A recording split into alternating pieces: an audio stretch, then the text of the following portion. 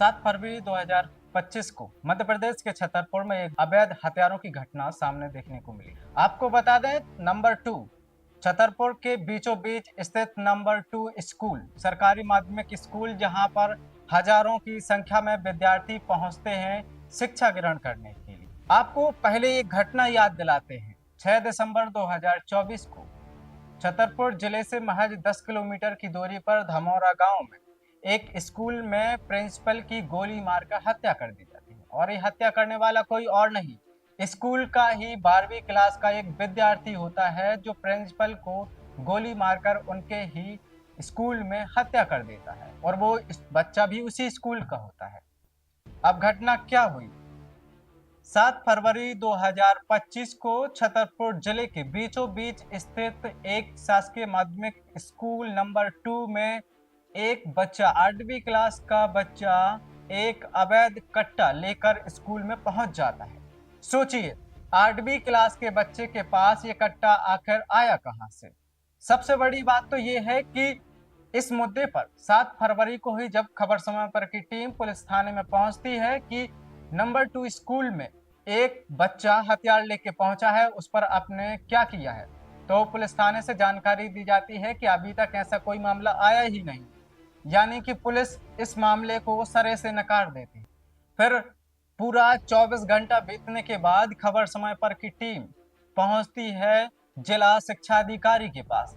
जिला शिक्षा अधिकारी से पूछती है कि नंबर 2 स्कूल में एक बच्चा अवैध हथियार कट्टा लेकर पहुंचा था, तो उस पर आपको क्या जानकारी है और अभी तक उस मामले में क्या कार्रवाई की गई है, इसके संबंध में जानकारी दीजिए।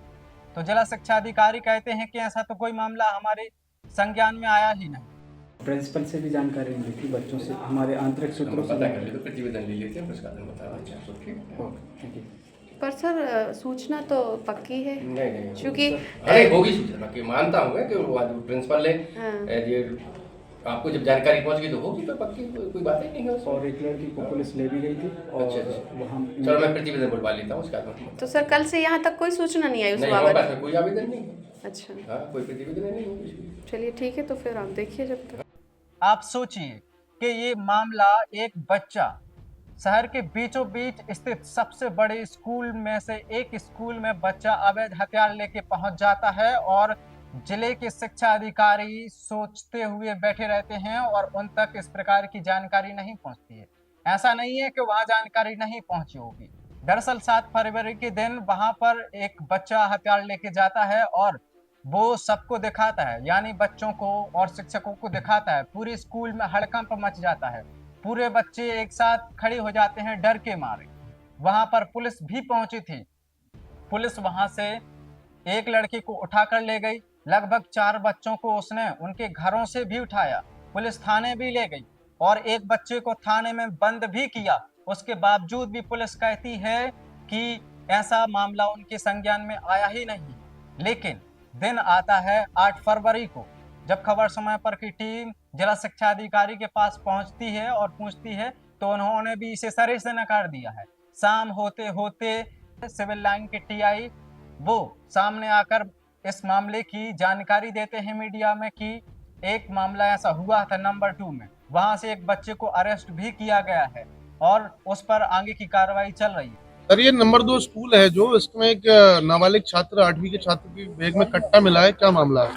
जी, स्कूल से सूचना आई थी कि एक बच्चा कट्टा लेके आया है। इस सूचना पर अधिकारी रवाना हुए और उनके स्कूल के बाहर उसके पास बैग से कट्टा मिला है, जिसे जब्त कर वैधानिक कार्रवाई की जा रही है। क्या कट्टा उसके पास कहाँ से आया है और इतनी बड़ी घटना जो हुई थी, प्रिंसिपल की हत्या हुई थी, उसके बाद पुलिस क्या एक्शन ले रही है? जी, अब वो कट्टा लेके वहाँ पे जब जब्त करके थाने पे प्रकरण पंजीबद्ध किया जाएगा, उसके बाद उससे पूछताछ की जाएगी और पूछताछ करके ये कहाँ से लाया है उस पर भी कार्रवाई की जाएगी।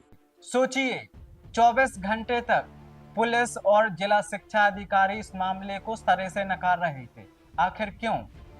क्या इस प्रकार की नकारने, उस प्रकार की नजरअंदाज करने की ये घटना उसी मामले को उजागर नहीं करती है कि धमौरा में जिस प्रकार से एक प्रिंसिपल की हत्या कर दी जाती है?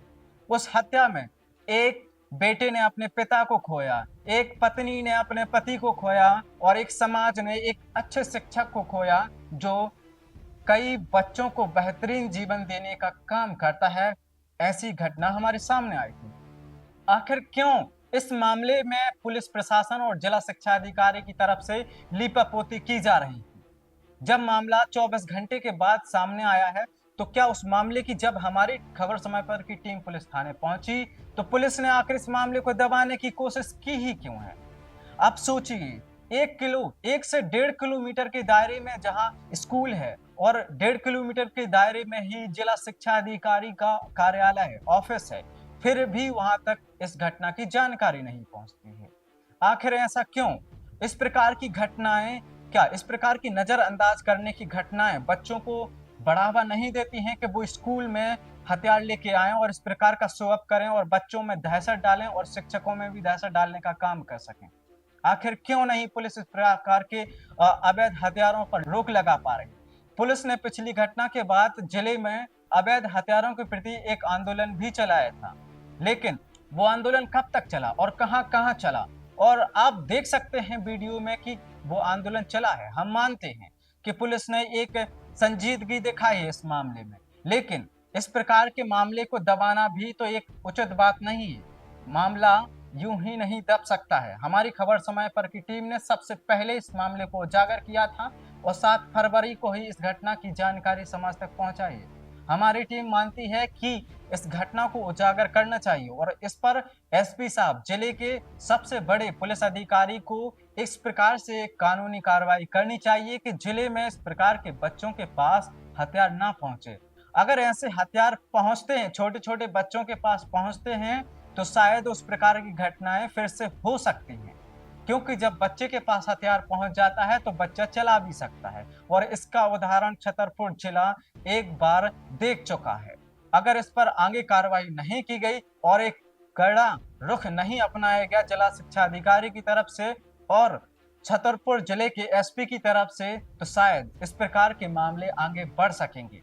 हम मानते हैं कि अगर इस प्रकार से शिक्षकों को हथियारों से जूझना पड़ेगा, इस प्रकार के बच्चों से जूझना पड़ेगा जो हथियार लेके आए दिन स्कूल में पहुंच जाते हैं, तो क्या उनको मिलिट्री की ट्रेनिंग नहीं दी जानी चाहिए कि स्कूल में भी कुछ हथियारधारी बच्चे आते हैं, आपको उनसे जूझना पड़ेगा।